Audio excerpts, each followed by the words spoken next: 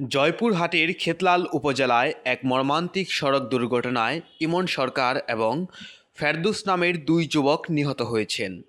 এই ঘটনায় আহত হয়েছেন ইমন সরকারের স্ত্রী। জানা যায়, সোমবার দুপুরে ঈদ উপলক্ষে আত্মীয় বাড়ি যাওয়ার পথে উপজেলার নিশ্চিন্ত বাজার চানপাড়া আঞ্চলিক সড়কের খড়িকাটা এলাকায় এ দুর্ঘটনা ঘটে। নিহতরা হলেন কালাই উপজেলার সরাইল গ্রামের তাজুল ইসলাম খন্দকারের ছেলে ইমন সরকার এবং তার শ্যালক হারুঞ্জা গ্রামের শামসুল ইসলামের ছেলে ফেরদৌস। স্থানীয় সূত্রে জানা যায়, মোটর সাইকেলে করে আত্মীয় বাড়ি যাওয়ার সময় সড়কে ছড়িয়ে থাকা খড়ের উপর চাকা পিছলে মোটর সাইকেলটি নিয়ন্ত্রণ হারায়। এ সময় বিপরীত দিক থেকে আসা একটি পিকআপ ভ্যানের নিচে পড়ে ঘটনাস্থলেই ইমন ও ফেরদৌসের মৃত্যু হয়।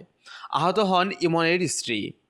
এ বিষয়ে খেতলাল থানার ওসি মুক্তাদুল ইসলাম জানান, খবর পেয়ে পুলিশ ঘটনাস্থলে গিয়ে মরদেহ উদ্ধার করেছে। দুর্ঘটনার কারণ খতিয়ে দেখে প্রয়োজনীয় আইনগত ব্যবস্থা নেওয়া হবে বলে জানান তিনি।